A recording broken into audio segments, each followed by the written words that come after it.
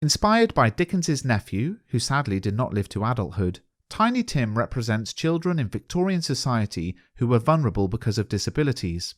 Tiny Tim is loved by Bob, who carries Tiny Tim upon his shoulder, and all the family members.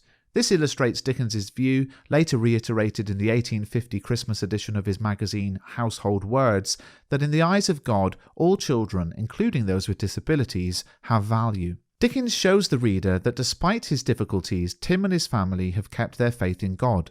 Dickens emphasises this through dialogue when Bob Cratchit says, "He told me coming home that he hoped the people saw him in the church because he was a cripple, and it might be pleasant to them to remember upon Christmas Day who made lame beggars walk and blind men see." The character of Tiny Tim, depicted as a good, almost angelic child, is used to encourage Christians to reflect on religion and biblical stories in which Jesus does not ignore the disabled. This provides a moral message for the reader. Tiny Tim is also a symbol of the consequences of Scrooge's change in attitude and behaviour in the story. At the end of the novella, his condition improves drastically. He did not die, thanks to money that Scrooge gives to the family. Dickens therefore uses the character of Tiny Tim and the possibility of his future death as a device to force Scrooge to change his selfish ways and to challenge readers to do the same. Peter Cratchit, Bob's eldest son, is on the verge of manhood. He has everything to look forward to.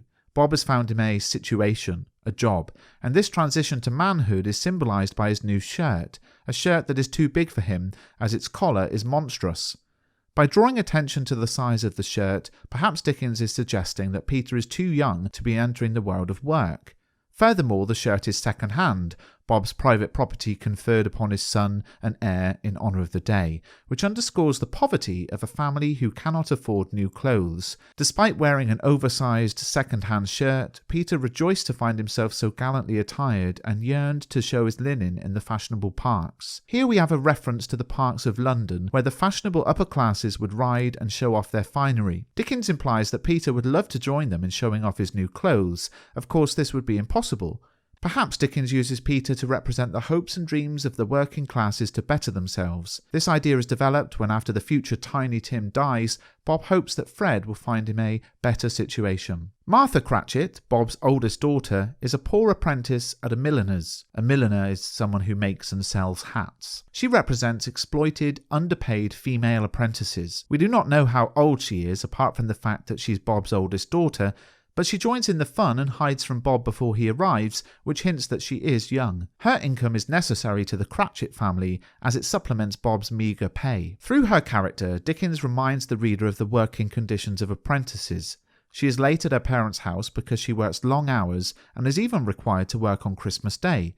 "We'd a deal of work to finish up last night and had to clear away this morning." She relates how many hours she worked at a stretch and how she meant to lie abed tomorrow morning for a good long rest. Dickens emphasises the extent to which she is exploited through irony. She had seen a countess and a lord some days before. She makes hats for the rich, hats that she will never be able to afford for herself. The 1847 Factory Act, which said that women and children aged between 13 and 18 should work a maximum of 10 hours a day, only applied to women and children who worked in factories, and we can assume, bearing in mind Dickens's purpose, that A Christmas Carol is set in 1843, so Martha would have no protection from the law. The first time we meet Belinda Cratchit, she's performing a domestic task, helping her mother. Then up rose Mrs. Cratchit, Cratchit's wife, dressed out but poorly in a twice-turned gown, but brave in ribbons which are cheap and make a goodly show for sixpence, and she laid the cloth, assisted by Belinda Cratchit, second of her daughters, also brave in ribbons. The repetition of brave in ribbons implies that she is a younger version of her mother, learning gender-assigned roles in the house. She sweetened up the apple sauce and changed the plates between courses. Interestingly, when the ghost of Christmas Yet to Come takes Scrooge to Bob Cratchit's house in Stave 4, she's not mentioned by name. We can assume that she is one of the daughters engaged in sewing and one of the girls who speaks. In this scene, only Bob Cratchit, Peter Cratchit and Tiny Tim are mentioned by name. Mrs. Cratchit is defined by her role as wife, and Mother, the future Belinda, is denied a name or identity. There are also two smaller Cratchits, boy and girl. We do not learn the names of the younger Cratchit children. However, if we add them to Martha, Belinda, Peter and Tiny Tim, we learn that Mr. and Mrs. Cratchit have 6 mouths to feed. This number draws attention to Bob's situation as a poorly paid employee. It also explains why Martha works and why Peter has just been found a situation. Well, I hope you found this video useful. Everything I go through in this video series can be found in the second edition of Mr. Bruff's Guide to A Christmas Carol. The links are in the description. You can pick up a copy. Please do subscribe and like the video.